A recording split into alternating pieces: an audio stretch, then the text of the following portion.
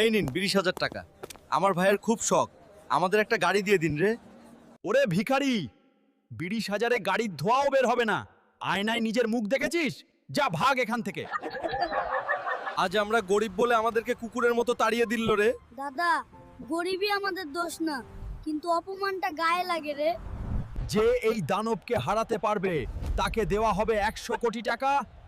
আমি মরে গেলেও হারাবো। তুই আমার সাথে লড়বি পিঁপড়ে? তুই বাড়ি পালা, না হলে তোকে পিষে দিব। আমি লড়বো রে। তোমরা আমাকে লাইক আর সাবস্ক্রাইব করে শক্তি দাও, তাহলে আমি এই দানবটাকে হারাতে পারবো।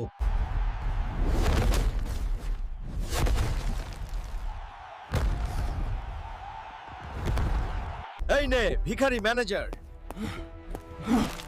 100 কোটি টাকা। এই গাড়ির শোরুম এখন থেকে আমার।